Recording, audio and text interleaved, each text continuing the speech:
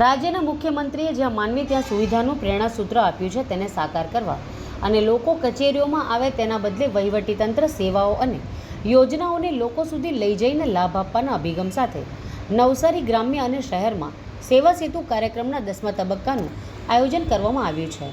જે બાબતે ગ્રામ્ય અને શહેરી વિસ્તારોમાં ગત તારીખ 17 સપ્ટેમ્બરથી આગામી 31મી ઓક્ટોબર દરમિયાન સેવા સેતુના કાર્યક્રમો યોજાઈ રહ્યા છે। આ સંદર્ભે નવસારી જિલ્લામાં તાજેતરમાં ગણદેવી તાલુકામાં સેવા સેતુ કાર્યક્રમ યોજાયો હતો, જ્યાં વિવિધ યોજનાઓ લાભાર્થીઓ સાથે થયેલા સંવાદમાં લાભાર્થીઓએ સેવા સેતુ કાર્યક્રમ તથા નવસારી જિલ્લા તંત્રની કામગીરીની સરાહના કરતા માલુમ પડ્યા હતા। અત્રે નોંધનીય છે કે રાજ્ય સરકારનો સેવા સેતુ કાર્યક્રમ નાગરિકોને ઘર આંગણે 55 જેટલી વિવિધ સેવાઓ અને સરકારી યોજનાઓનો લાભ પૂરી પાડી રહ્યો છે।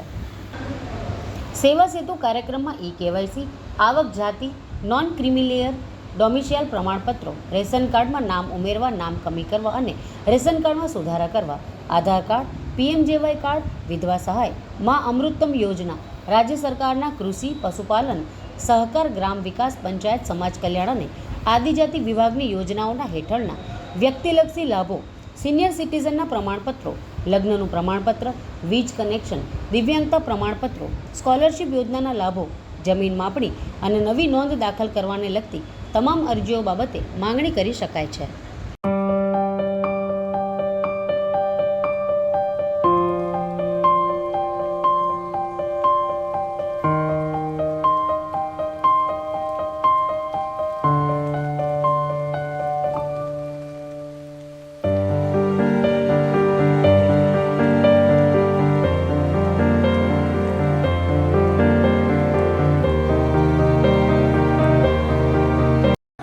जिग्नेश मोहनभाई पटेल से मैं आवना नागरिक मैंने निवडे लागती हूँ सेवा सेतु में एक देश में काम थी गयु से लाभार्थी सारू से काम एक देश में थी जाए सेवा सेतु में एक देश में काम थी जाए समय बगाड़ नहीं पड़तो गोटे एक जगह पर थी जाए।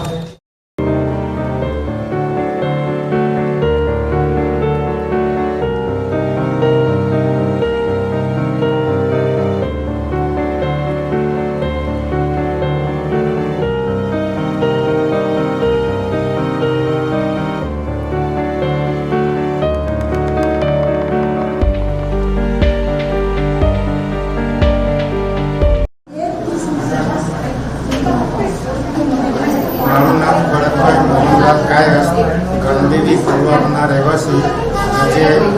ઈ-કેવાયસી રેશન કાર્ડ માટે અમે સેવા સેતુમાં ખબર પડી એટલે હાજર થઈને અમારું કામ સારી રીતે થઈ ગયું છે। સ્ટાફનો અને નગરપાલિકાનો, ગવર્મેન્ટનો સારો સહકાર મળ્યો છે।